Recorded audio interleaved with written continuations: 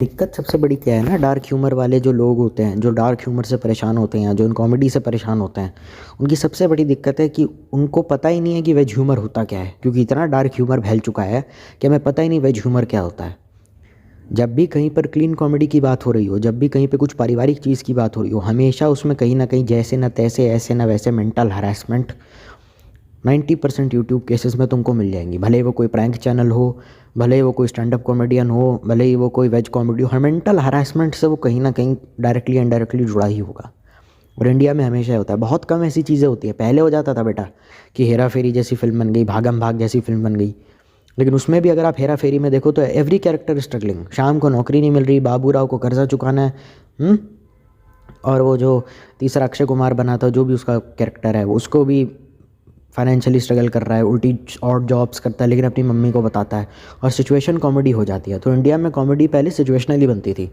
जितनी भी फिल्में प्रियदर्शन और अक्षय कुमार की हैं 2008 तक, सिंह इज किंग, भागम भाग, ये कुछ कुछ होता है, चुप चुप के, हलचल, ये सारी की सारी फिल्में उन्हीं के ऊपर बेस्ड हैं कि सिचुएशनल कॉमेडी है और इस वजह से हंसी आती है और इन सारी की चीज़ों का फ़ायदा भी होता है। पहला, घट्टा ही फ़नी है तो जाहिर सी बात है हंसी अपने आप आ जाती है, तो लिखने का प्रेशर नहीं बनता। और दूसरा ये है कि naturally people get, it's very easy to make people laugh in this type of situation सोचने में टाइम बहुत लगता है, लेकिन उसको एग्जीक्यूशन स्मूथ होता है because you are just having fun on the set. तो नेचुरली कभी कभार एज ए एक्टर आपको दिखाने को भी बहुत कुछ मिल जाता है, एज ए आर्टिस्ट आपको दिखाने को बहुत कुछ मिल जाता है, और चीज़ों का फ्लो काफ़ी ज़्यादा अच्छा रहता है क्योंकि आप मस्ती कर रहे होते हो, you are just having fun on set. तो ऑन स्क्रीन इम्प्रोवाइजेशन, खुद से बोलना, अपनी कॉमिक टाइमिंग दिखाना, फिर उसके बाद अवार्ड जीतना। और अवार्ड जीतने का फ़ायदा भी ये होता है कि अगर आप अवार्ड जीतते हैं तो जाहिर सी बात है आपकी रेलेवेंसी और मार्केट डिमांड भी बढ़ जाती है।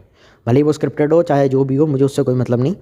यहाँ वो बात बाद में कर लेंगे कि गली बॉय को सारे जो अवार्ड मिले थे स्क्रिप्टेड हैं, वो कर लूँगा तो धुरंधर के फैंस आके गालियाँ बकने लग जाएंगे। मैंने धुरंधर के अगेंस्ट कुछ बोला नहीं है, वैसे मैंने फिल्म भी नहीं देखी है, पहले ही बता दूँ। मैंने पिक्चर नहीं देखी, पता ही नहीं मुझे क्या बोलूँ उसके ऊपर। तो ये सब चीज़ें होती है। लेकिन जो वेज ह्यूमर होता है ना बेटा, उसके अंदर तो इतनी गंद स्टैंड अप कॉमेडियंस ने लगा दी है कि उसका कोई इंतहा नहीं है। वेज ह्यूमर के नाम पे एक बहुत बड़ा फेमस स्टैंड अप कॉमेडियन है, सब्सक्राइबर उसके 1 मिलियन के आसपास होंगे, और वो बिना गाली दे कंटेंट बनाता है। तो लोग उसको कहते oh my God, what a clean comedy, no cheap jokes, nothing vulgar, it's very nice to see. अब ये सब चीज़ें बोलना कोई अच्छी बात नहीं है। ये कमेंट जो है ना, इसके पीछे जो डार्क साइड है बहुत गंदी है। उसके पीछे का रीज़न है, भैया तुम 40-45 साल के हो गए हो, तुम मैच्योर हो गए हो। अब जैसा मैं 20 साल की उम्र में बिहेव करता था, अब मैं 40 साल की उम्र में थोड़ी बिहेव करूँगा यार। और पहली बात तो है कि उस कॉमेडियन की शादीशुदा और 2 बच्चे भी हैं। वो स्टेज पर ज़्यादा गाली गलौज करेगा ना, तुम शादीशुदा होने के बाद गाली गलौज करके दिखा देना। कोई पढ़ी लिखी या प्रैक्टिकल बीवी होगी ना, मुंह पे तुम्हारे चप्पल मारेगी, मुंह पे खींच के, कि बच्चों के सामने कमीनापन दिखाने का ज़रूरत नहीं है। कॉर्पोरेट मजदूर तुम हो, समझ में आता है बिज़नेस में घाटा हो रहा है, लेकिन इसका मतलब ये नहीं कि मेरे बच्चों के कान में तुम गंद बकते रहोगे और मैं गधे की तरह सुनती रहूँगी। ठीक है, कोई मुँह चलाने वाली पढ़ी लिखी बीवी होगी और कहेगी हम एजुकेटेड लोग हैं, ये सब गंद फैलानी कहीं और फैला। और आजकल जिस हिसाब से केसेस चल रहे हैं, हो सकता है मायके चली जाए और 3-4 महीने तक आए भी ना, और बाद में पता चले अपने बॉयफ्रेंड के साथ ही मनाली की ट्रिप पे गई है और वो फोटोज़ भेज रही है तेरे को। लेकिन keeping all the part aside, या फिर अतुल सुभाष वाला केस भी हो सकता है। देखो आज का टाइम में कुछ भी हो सकता है। तो गाली ना देना after being a parent and after being mature enough is nothing sort of something to be proud of और समथिंग कॉल्ड एज यूएसपी। और कॉमेडी जाहिर सी बात है, अगर वो सिचुएशनल बता रहा है या चीज़ों में से ह्यूमर ढूंढ रहा है, तो उसके अंदर के आर्टिस्टिक स्पेस को दिखाता है कि वो ओजी लोग हैं, वो खोजते रहते हैं कि कहाँ पे क्या ह्यूमर हो रहा है, अच्छा ये हो रहा है, चलिए मेरे स्टैंड अप के स्निपेट पे काम आ जाएगा। पर वो जो उनका रियल लाइफ से ह्यूमर बेस्ड है और कहीं ना कहीं वो रिपीटेटिव हो जाता है और कहीं ना कहीं बोरिंग हो जाता है। जिस कॉमेडियन की मैं बात कर रहा हूँ उसका नेम ए से स्टार्ट होता है। मैं बस इतना बोल सकता हूँ क्योंकि मैं पूरा नाम नहीं बोलना चाहता। लोग बकवास करने आ जाते हैं कि आप उनके बारे में उल्टा सीधा कैसे बोल रहे हैं। लेकिन सबसे बड़ी दिक्कत यह है कि मेरे लिए बड़ा ऐसा अजीब था, मुझे ना इतना ज़्यादा लगा ना जब से मैं इन्फ्लुएंसर बनाया, जब से मैंने यूट्यूब पे वीडियो बनाना शुरू किया, कि बीवी मेरी है, यहाँ पे यूट्यूब चैनल जो बीवी प्रैंक करते हैं उन पे, कि बीवी मेरी है, गर्लफ्रेंड मेरी है, और कोई रैंडम बंदा आकर के लिख रहा है भैया भाभी पे ज़रा डिवोर्स प्रैंक करना, ज़रा मज़ा आएगा। और मैं देख रहा हूँ ऐसे, ये लोग पागल हैं। आर दीज गाइज इडियट्स और आर दे बॉर्न स्टूपिड और they brought up stupid? Divorce जैसी सेंसिटिव चीज़ को किसी इंसान के दिमाग में आप रजिस्टर कैसे कर सकते हो? और उसके बाद इस ऑडियंस की तुर्रा देखो, इतना गंदा प्रैंक करने की रिक्वेस्ट करी, क्रिएटर ने रिक्वेस्ट एक्सेप्ट करी, फिर एक दूसरा ऑडियंस का मेंबर आकर कहता है अरे इतना ज़्यादा नहीं सुरुलाना चाहिए था भाभी जी को, भाभी जी भोली सी तो हैं। मतलब तुम देख रहे हो कहाँ से वो बच के निकल रहा है। पहले तो इतने ज़्यादा सेंसिटिव टॉपिक पर इतना ज़्यादा दिल दहला देने वाला प्रैंक, सडन शॉक उसको तुमने दे दिया, और उसके बाद बोल दो एंड में कि मजाक हो रहा है। और लालत है उस इंसान के ऊपर, उस पति के ऊपर जो अपनी वाइफ पे डिवोर्स जैसा प्रैंक भी करता है। डिवोर्स पता है क्या होता है? पूछ के देखो उन लोगों को जो चक्कर काटने कोर्ट कचहरी की और बर्बाद हो गए। 21 लाख रुपए बीवी ने मांगा एलमनाई में, या पति ने मांगा, या फिर उसने कुछ ने मांगा है। जिनके घरों में रात के 12 बजे वो मम्मी के साथ खाना खा रही है, बाहर पुलिस खड़ी है, चल तेरी हेयरिंग है। और पुलिस वाले भी कई बार ऐसा होता है कि रिश्वत मांगते हैं कि मदद तो तुम्हारी कर देंगे पर थोड़ा रिश्वत देना, तो एलमनाई के पैसे भी भरो, साला फ्लैट भी दो, गाड़ी भी गई, और साला पुलिस वाले को रिश्वत दो, तब जाके काम होगा। और तुम इतनी गंदी चीज़ को, इतने सेंसिटिव मैटर को मजाक में भी उस औरत के सामने ला रहे हो। तुमको अंदाज़ा भी है उस औरत की मनोस्थिति क्या हो जाएगी। प्रैंक के नाम पे कोई अच्छा प्रैंक भी कर दो। और दिक्कत क्या है कि अगर बीवी लड़ाकू किस्म की हो ना, कि बात बात पे हाथ उठाना शुरू कर दे, तो इससे पता चलता है कि मैरिज में डोमेस्टिक अब्यूजेस भी हैं। ऐसे जितने प्रैंक वीडियो होते हैं ना, जो वेज कॉमेडी के नाम पे प्रैंक करते रहते हैं, बीवी पे prank on wife she cried, उनमें से 10 में से 9 केस मैंने ऐसे देखे जिन पे बीवी जो है हल्का सा छोटी मोटी बात पे गुस्सा होकर अपने पति पे हाथ उठाना शुरू कर देती है। कभी उसका गला, एक ने तो गला दबा दिया, उसके बाल खींचना, गला दबाना, गला घोटा नहीं मतलब ऐसे टाइटली प्रेस कर दिया, कभी उसका बाल खींचना, बाल नोचना, गला दबाना, कभी कभार उसको धक्के दे देना, और बार बार उसका मुंह ऐसे करके उड़ना, ऐसे अरे मतलब दोनों हाथ उसकी चीक्स पे रख के टाइटली प्रेस कर देना। तो इससे साफ साफ पता चलता है ये शादी नहीं है, ये शादी है ही नहीं है। तुम कहते हो कि अरे यार हमें ऐसे चैनल बड़े अच्छे लगते हैं गर्लफ्रेंड पे, मैं कहता हूँ शादी कैसे हो सकती है? ये शर्म आनी चाहिए उस औरत को। तू बहनचोद हाउसवाइफ होकर के घर में बैठी है, वो तुझे पाल रहा है, तेरे सारे उल्टे पुल्टे खर्चे संभाल रहे हो, तुमको शर्म नहीं आती? उस पर हाथ कैसे उठा सकते हो तुम यार? लड़का ऐसे हरकत करे, पता नहीं कितनी धाराएं लग जाएं उस पर, कितने साल जेल में सड़े।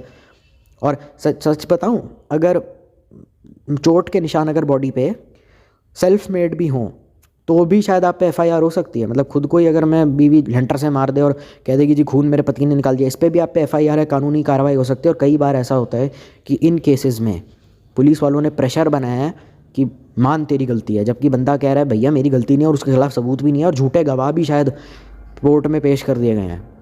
तो तुमको पता है डिवोर्स किन चीज़ों पे होता है और क्या होता है? अल्फा मेल इंटरनेट पे भौंक भौंक के मर गए, शादी की ज़्यादा गंदी चीज़ कुछ नहीं है। मैं तो उस लेवल पे आया भी नहीं हूँ, मुझे कोई दिक्कत नहीं है, शादी करनी करो, नहीं करनी मत करो, गाली देनी शादी को वो भी ठीक है, पर आप कैसे बोल सकते हो ये सब चीज़ें? और हर 10 में से अगर 10 प्रैंक है तो 6 या 7 में बीवी रो रही है। तो ये शादी है, ये मेंटल अब्यूज़ है, ये मेंटल हरासमेंट है वेज कॉमेडी के नाम पे, मेरी समझ ही नहीं आता। और ये क्या है? ये कैसे आप फिल्म कर सकते हो कि बीवी के कंसेंट के बिना I want a baby now prank on wife? समझ रहे हो क्या? कितनी गंदे आदमी है ये बिना बीवी के कंसेंट के कैमरा लगाया और उसके बाद उसको बोला मुझे बच्चा चाहिए, और जब बीवी पूरी मूड में आके कहते नहीं नहीं बेबी प्रैंक है। मतलब तुमने उसकी सेक्सुअल साइड तुमने साला कैमरे के आगे रख दी। सेक्स भले ही नहीं हुआ था वीडियो में, कुछ नंगा पुंगा नहीं हुआ था, लेकिन उसकी वो जब मूड में आ जाती है बीवी तो कैसा बिहेव करती है तुमने कैमरा के आगे दिखा दिया, जब वो एकदम टर्न ऑन हो जाती है। अब वो दिन और आजकल तो ऐसे प्रैंक चैनल भी खुल गए हैं जो अपनी माँ अपने बच्चे को खुद से मोलेस्ट कर रही है। शान पराशर ने वीडियो भी बनाया था इसके ऊपर। तो ये वेज कॉमेडी मत बोलो, this is mental harassment, this is mental decay over time. Depression की वो औरत मरीज बन जाएगी या खुद आधी पागल हो जाएगी बुढ़ापे में। और यही वजह इतनी बेशरम औरतें हैं कि अपने पति पे उसने लिटरली थप्पड़ मारना शुरू कर दिया, क्योंकि उसके पति की इनकम हो रही थी अच्छे से, यूट्यूब से कमा रहा था वो, तो उसको डांटने लगे, उसको मारने लगे, क्योंकि पति ने बोल दिया अरे मैंने तो ऐसी नौकरी छोड़ दी। मतलब तुझे हक किसने दिया उसको मारने पीटने का? तू कहाँ की डॉन महारानी है क्या कहेंगी? एक चमाट पड़ गया ना, उसने गलती से भी एक झापड़ मार दिया, तेरा सारा अल्फागिरी निकल जाएगी और सारा तेरा ये निकल जाएगा जो तू wanna be Jat accent use करती रहती है। और लोगों के ऊपर लालत है तुम्हारे ऊपर, तुम कैसे किसी को इतनी गंदी पर्सनल चीज़ बोल सकते हो? मजाक भी हो तो भी कैसा मजाक है ये इंडियन बात है मजाक के नाम पे। ये इंडियन वैल्यूज़ हैं कि मजाक के अंदर भी डिसेंसी, एक शर्म, एक लज्जा और एक शर्म रखते हैं हम लोग। हम मजाक में कभी लिमिट नहीं क्रॉस करते। Don't laugh at everyone, laugh with everyone. मैं चौथी क्लास में था या जब मैं जीके में रहूँगा KG में, तब मुझे सिखा दी गई थी don't laugh at everyone, laugh with everyone. पोपट को मिर्ची चाहिए। मेरे ऐसे ही होते थे मजाक पहले यार, पहले ऐसे ही होते थे। अरे वो देखो उसके तेरे पैर के नीचे चुहा कर गए, हाँ कहाँ दास दिए पे ऐसे करके साइकिल बनाते बनाते ना तेरी खुद की पंचर हो जानी किसी दिन। तो ऐसे ये होते थे मजाक। ये कैसे आप इतनी सेंसिटिव चीज़ को उठा करके प्रैंक में डाल दे हो? और लालत है उस आदमी के ऊपर जो व्यूज़ के लिए ये सब कर रहा है। तुझे क्या मिल जाएगा इन लोगों के बोल के कि भैया मैं बहुत बड़ा फ़ैन हूँ आपका? तुझे क्या मिलेगा ऐसी ऑडियंस से? एक्स्ट्रा इनकम चाहिए तो सेविंग्स होती हैं उसके लिए पीपीएफ होता है, उसके लिए इन्वेस्टमेंट होती हैं, उसके लिए तुम ये क्यों कर रहे हो? कोई मुझे बोले तुम अपने बाप से प्यार करते हो तो उसको मार ही दो, तो तुम कहोगे कितना गंदा आदमी है। लेकिन अब वो औरत हर रोज़ मरेगी, क्योंकि उसके साथ तो कुछ भी हो सकता है। उसको लेबोरेटरी में जो चूहे होते हैं ना, जिन पे साइंस एक्सपेरिमेंट करा जाता है, ये वो औरत है जिस पे साइकोलॉजिकल एक्सपेरिमेंट किया जा रहा है। और जब दामाद भी अच्छा कमा रहा हो और दोनों बड़े घर में रह रहे हो और यूट्यूब पे बड़ा स्टार और पैसे कमा रहा हो, तो माँ बाप की औकात नहीं कुछ बोल दे उसको। भले लड़के के माँ बाप हो या लड़की के माँ बाप हो। मैंने तो पहले ही कह रखा है, खुला बोलता हूँ, यूट्यूब पे जितने भी यूट्यूबर हैं उन सबके माँ बाप अकल से, उनमें भगवान ने दिमाग दे के भेजा नहीं है। उनके माँ बाप की अकल वहीं तक थी कि बेटा नौकरी कर लो और हमको फ्री करो, हमें अपना बुढ़ापा एंजॉय करना है, और इसलिए बस, और कुछ नहीं। और अगर कोई दिख जाए ना स्टैंड अप कॉमेडियन तुमको, वेज कॉमेडी करता हुआ, वेज कॉमेडी जिसमें कोई जोक्स नहीं होते, तो पहली बात ऐसा होता है, मेरे पिताजी भी गाली नहीं देते, तो कितनी अच्छी बात है, गाली नहीं देते। लेकिन मुझे धीरे धीरे समझ में आ रहा है कि what are your responsibilities as a father. लौंडा होने में और बाप होने में फ़र्क होता है। यू हैव बच्चा पैदा करने में कुछ गलत नहीं है, लेकिन बाप बनने के लिए गूदा मांगता है, वो घिसटनी पड़ती है अपनी, लेकिन वो जिम्मेदारी उठाने के लिए नहीं गाली देनी पड़ती। और क्यों दे गाली भाई? को स्टैंड अप में गाली देने लायक बात होगी देंगे, बिना बात के क्या देंगे? जो जनरल ऑब्जर्वेशन है उसमें कौन गाली देता है? तुम अपनी, और पहली बात वो सिचुएशन जिस पे स्टैंड अप हो रहा है उसमें गाली देने वाली बात थी भी नहीं। तुम अपनी अरे यार अरेंज मैरिज का सेटअप है, उसमें कोई क्या गाली देगा? ऐसा कोई बोलता है क्या पोटेंशियल ब्राइड ग्रूम को या अपने होने वाले बीवी, पहली मुलाकात में अपने होने वाले पति या पत्नी को, और बकरी चौथ कैसा है? ऐसा कोई बोलता है क्या? तो सिचुएशन में गाली फिट हो ही नहीं रही है, तो फिर गाली का जगह ही नहीं है, तो क्या करेंगे? कोई रिलीजियस जोक्स मार रहा है उसमें क्या गाली देगा वो? ऐसे थोड़ी बोलेगा उल्टा सीधा कुछ। अब जैसे ये लाइन है जाकिर खान की बहुत मशहूर, बड़े बड़े महाभारत के युद्ध हो गए, उन्होंने बोला कि शंख बज गए, और उन्होंने बोला कि नहीं। और दूसरा रीज़न है कि मैंने तुमको अभी इतना देर तुम्हारा टाइम वेस्ट करके तुमको प्रैंक वीडियो के नाम पे जो लोग गंद फैलाते हैं ये क्यों समझाया? उसके पीछे का रीज़न है क्योंकि जो ये स्टैंड अप कॉमेडियन है ये बस, पहली बात तो उसकी पर्सनल लाइफ में जो होता है उसी पे स्टैंड अप कॉमेडी करता है, वो कभी नहीं करना चाहिए लाइफ में। क्यों? क्योंकि अपने हर दूसरे स्टैंड अप में अपने बीवी बच्चों की बुराई करता रहता है, हर दूसरे स्टैंड अप में।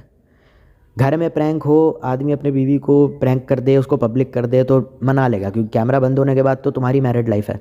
मैं गले लगा लूँगा, मैं कह दूँगा सॉरी बेबी माफ़ कर दो, लेकिन तुम मंच पे खड़े होकर के बीवी की बुराई करो और लोग उस पर हंस रहे हैं और कहेंगे so damn relatable and you expect people to be okay and people thinks that normal, तो फिर तुमको दिक्कत तो नहीं होनी चाहिए ना तुम्हारा होने वाली औलाद अगर तुमको गाली दे माँ बहन की इंटरनेट पे।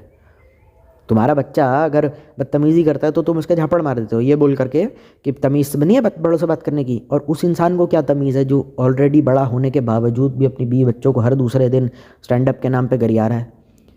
कि उसका स्टैंड अप का मेन फॉर्मेट पता है क्या? कि मैं एक आदमी हूँ, मेरे बीवी है, मेरे 2 बच्चे हैं, इन्होंने मेरी ज़िंदगी बर्बाद कर रखी है, कंपैटिबिलिटी मेरी वाइफ की ज़ीरो है, ज़ीरो। करना इसने भैया जो उसके एंड में दिमाग में चल रहा है, इसको फ़र्क नहीं पड़ता। और मेरी बीवी मुझे गाली देती है, मेरी बीवी ने मुझे कहा बास्टर्ड। अब पता चला, अब मैं सोच रहा हूँ और मैं देख रहा हूँ ये क्या घटिया ज़िंदगी है। ये अगर शो करके करोड़ों भी कमा रहा है तो उसकी क्या ज़िंदगी है? मेरे 2 बच्चों से घर बनता है, 1 बच्चे से घर बनता है, 2 से चिड़िया घर बनता है। भाई तू क्या चाहता है ज़िंदगी में अपनी? ये 2 कौड़ी के फॉलोअर के चक्कर में अपनी पर्सनल लाइफ के ऐसी की तैसी मत कर। जब तू घर जाएगा ना ये सब बातें करके, तो तेरी बीवी और तेरे बच्चे तेरा खून पिएंगे सबसे ज़्यादा। कि दिला अब LV का बैग, तू दिला LV का बैग, तू दिला गुची पराडा लुई वुइटन जो इतनी बेइज्जती करता है हमारी। भाई तुमको अपनी फैमिली को क्यों घसीटना है बेइज्जती के नाम पे? इन सब हरकतों से सिर्फ डिवोर्स हो सकते हैं रियल लाइफ में, और कुछ नहीं हो सकता। क्योंकि वो सिंपल सवाल ये है कि एज ऑडियंस जो हमारे मन में आता है कि तेरी बीवी ने, तेरे बच्चों ने तेरी इतनी ज़िंदगी बर्बाद कर रखी है, जो तू हर दूसरे स्टैंड अप में उनको घसीटता है कि मेरी बेटी है वो ऐसा करती है, मेरा बेटा है वो ऐसा करता है, मुझे आजकल की जनरेशन समझ नहीं आती, जनरेशन पे मैं स्टैंड अप कर रहा हूँ। इतनी दिक्कत है तो छोड़ ही दे फिर। अब तो तुम ये भी नहीं बोल सकते बीवी को कोई कैसे छोड़ सकता है। अच्छा बेटा है तुम्हारी जनरेशन, ये जो तुम्हारी ऑडियंस जो है ना, तुम्हारी जनरेशन नहीं, अल्फ़ा मेलों को फेमस करके marriage is the biggest scam of our country, how to get divorce, ये सब गंद फैल तुम इन लोगों ने ये सब फेमस करा है। तो कोई नहीं, तुम्हारी जनरेशन के लोग आखिरी बंदे होने चाहिए जो मुझे ये बात बोल दे। वो तो मजाक में बोल देता है। अच्छा मजाक में वो ये बात बोल देता है कि उसकी वाइफ उसको प्यार नहीं करती, और ऐसा नहीं कि 4 लोगों के सामने बोल रहा है, मंच पे खड़ा होकर के कम से कम 100-200 लोगों के में नेशनली इंटरनेशनली ये बात बोल रहा है कि मेरी बीवी मुझसे प्यार नहीं करती। तू बोल के दिखा दे। 20 लोगों के सामने मेरा बाप एक नंबर का घटिया आदमी है, मुझसे प्यार नहीं करता, और जब पिताजी चप्पल मारे तो बोल देना पापा जोक था, वेज कॉमेडी है। अरे क्या है भाई, फैशन में आकर के शादी कर लोगे, फैशन में आके औलादे पैदा कर लोगे, क्योंकि बिट्टू की हो रही थी तो हमारी भी होनी चाहिए, और माँ बाप भी तुम्हारे ऐसे में, उस कॉमेडियन की बात नहीं करो वैसे भी, कि तुम्हारे खोपड़ा खाए 24 घंटा शादी होनी चाहिए, तो ऐसी गंद फैलेगी ज़िंदगी में। सब्सक्राइबरों की चाटना बंद कर, अपनी शादी की माँ मत चोद। उनका क्या है, वो तो साले तू जेल भी चला जाएगा ना तो भी कहेंगे भैया ओ माय गॉड भैया क्या मस्त काम किया, आपका पावर तो अनलिमिटेड है। कैसे बोल सकते हो तुम, अपनी गृहस्थी को आग लगा रहे हो भाई। क्या करोगे करोड़ों कमा करके, जब बीवी दिन रात मुंह नोचेगी और बच्चे खून पिएंगे, क्या करोगे इतने पैसे का। और जो लोग कहते हैं कि अरे आप कौन होते हैं उसको बोलने वाले, वेज कॉमेडी देखने की आदत पड़ गई है ना बेटा, इसीलिए कुछ भी अंडशंड बोल के डिफेंड कर रहे हो उसे। अच्छे से पता है तुम कहाँ से आ रहे हो। एक बार ये सेम चीज़ अपने बाप को बोल के दिखा देना कि है तो तू एक नंबर का कमीना है, ज़िंदगी तूने मेरी बर्बाद कर रखी है, पर वेज कॉमेडी के नाम पे करना पड़ता है। मैं तो यहाँ इस पे आ भी नहीं रहा हूँ कि हमारी देश की संस्कृति कल्चर में, उसके बारे में इंडियाज़ गॉट टैलेंट वाली कोई हरकत नहीं कर रहा मैं, कुछ संस्कृति को लेके नहीं आ रहा बीच में मैं। पर मैं वही कह रहा हूँ कि बीइंग ऑडियंस तुम उसको मिस कर देते हो कि वो कितनी गंद कर रहा है, वो अपनी शादी खुद अपने हाथों से बर्बाद कर रहा है। बचाओ बचाओ, मरा ये मरा, इसको मरने से रोको, इसको पता चले अपनी ऐसी की तैसी ना कर दे। एक से एक नमूने घूम रहे इंटरनेट पे, वेज कॉमेडी के नाम पे एक पॉजिटिव बात इनके मुंह से नहीं निकलती। इतना ज़्यादा incredibly negative stand up show, एक पॉजिटिव चीज़ नहीं है उसके अंदर, और इसी वजह से लोग स्टैंड अप कॉमेडी लाइव नहीं देखते। उसमें एक पॉजिटिव चीज़ नहीं होती, एक भी नहीं। सास को गाली देना, ससुर को गाली देना, बीवी को गाली देना, अपने से बड़ों की बेइज्जती कर देना। भाई वेज कॉमेडी है, कौन सा वेज कॉमेडी है भाई। और बहुत सारे लोग कहेंगे सर अब ज़्यादा सिलेक्टिव हो रहा है। देखो बेटा मैंने क्या बोला अभी, तुमने सुना नहीं, मैंने क्या बोला। वो अपनी बीवी और अपने बच्चों को गाली दे रहा है, दोस्तों को गाली दे रहा होता समझ में भी आता, माँ बाप को, सास ससुर को कैसे बोल सकता है। जोक आप मार सकते हो कि पापा का बातें शुरू होती है मौसम से और मोदी पे ख़त्म हो जाती है, लोगों को रिलेटेबल लगा, ताली बजा दी, बहुत अच्छी बात है, इसमें कुछ गलत नहीं है। लेकिन तुम अपनी बीवी और बच्चों को बार बार स्टैंड अप में लाते रहो और बोलते रहो, और इससे साफ साफ पता चलता है वेज कॉमेडी तो झाट भर की नहीं है। इसने इसकी बीवी का ही जोक है, और इसकी बीवी है कैसी जो उसको बास्टर्ड बोल रही है भाई। मेरी बीवी मुझसे ऐसे बात करना, लात मार के घर से बाहर निकाल देता। मैं फेमिनिज्म रखो अपनी जेब में। तू इतनी बड़ी हो गई है या तू इतनी बड़ी औरत हो गई है, तू गाली दे रही है अपनी पति को, शर्म कर। बास्टर्ड सिर्फ इसलिए क्योंकि तेरी खूबसूरती को अप्रिशिएट नहीं किया, सिर्फ इसलिए तेरी 2 कौड़ी की खूबसूरती को अप्रिशिएट नहीं किया। 40 साल के हो गए हो तुम, 40 साल की उम्र में कैटरीना कैफ हो तुम कोई मैरिलिन मॉनरो नहीं हो कि सारी ज़िंदगी उमड़ते रहोगे उस खूबसूरती के लिए। मतलब कितनी घटिया औरत है वो कि पति को बास्टर्ड बोल दिया सिर्फ इसलिए क्योंकि उस बंदे ने उसकी खूबसूरती को कभी अप्रिशिएट नहीं किया। वो फेशियल करवा के आया तो कह रही थी मैं कैसा लग रहा हूँ, कहते ठीक, कहते तेरा रिएक्शन बड़ा पतला सा आया, तो कहती है बास्टर्ड अब पता चला।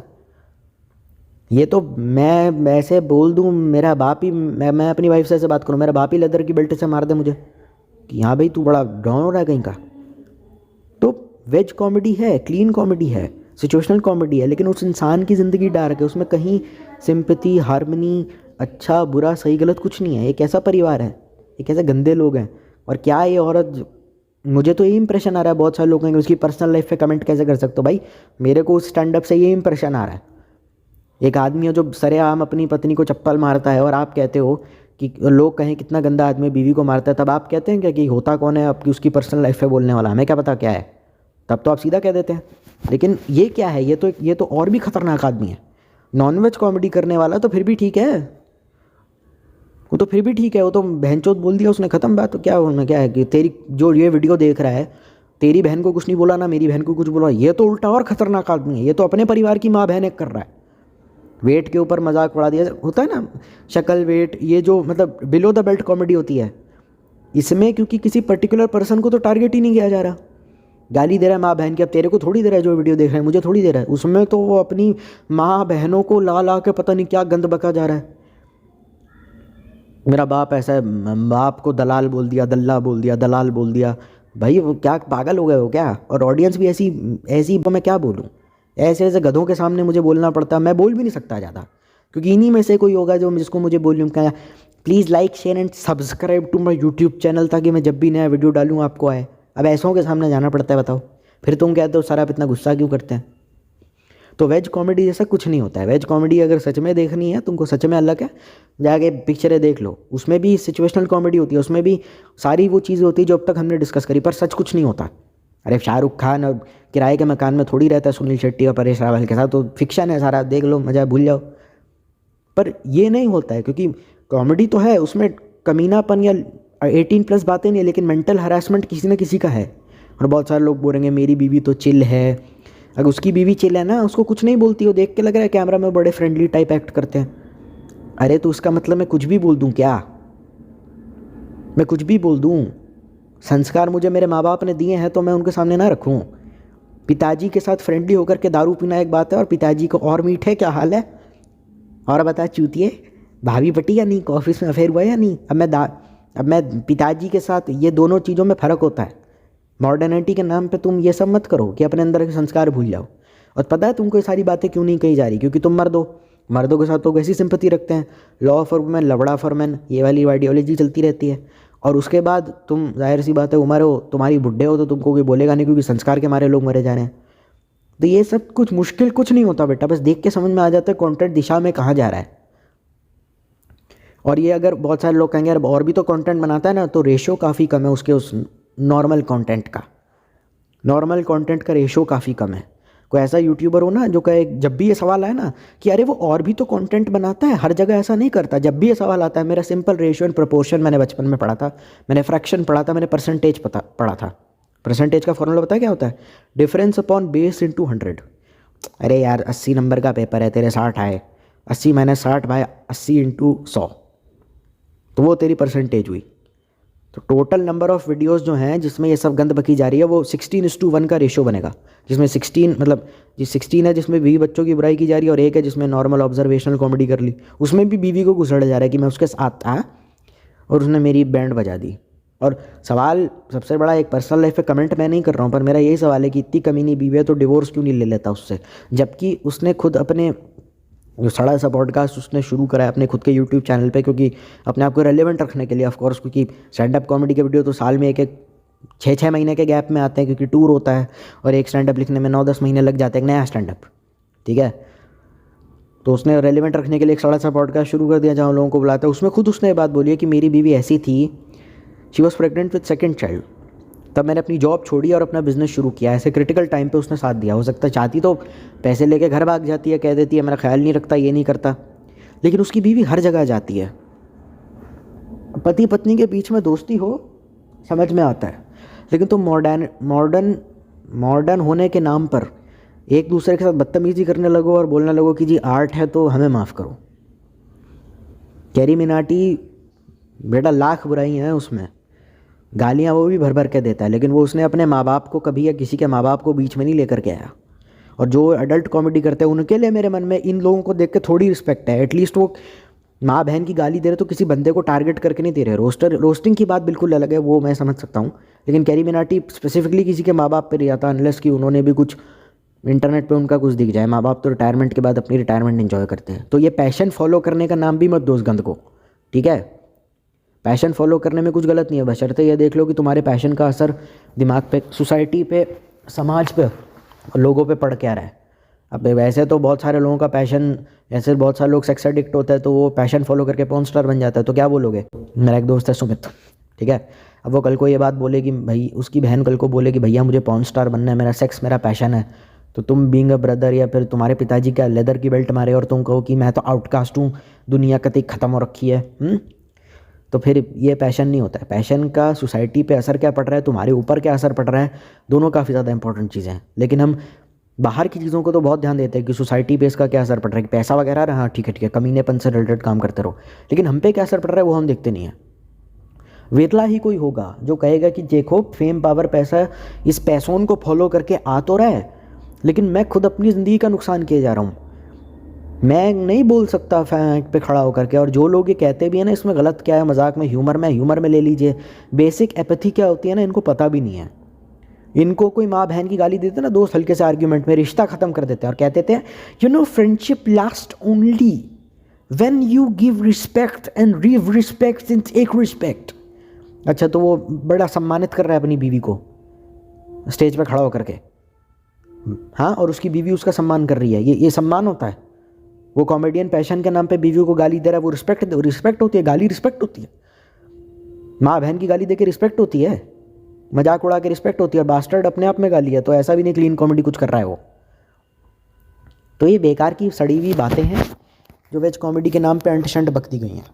गाली नहीं दी तो क्या हो गया, बर्बाद तो उसकी ज़िंदगी स्टैंड अप से पहले कम थी, शायद अब ज़्यादा हो गई होगी। पहले भले ही कमाता कम था, सुकून ज़्यादा था, वो भी उसने सत्यानाश कर दिया, क्योंकि ये सब छोड़ सकता नहीं, क्योंकि बम्बई महंगा देश है, वहाँ अपनी पूरी फैमिली के साथ रहता है, बेटी उसकी पढ़ने के लिए विलायत चली गई है, तो माँ बहन तो हो ही गई बेसिकली सबकी।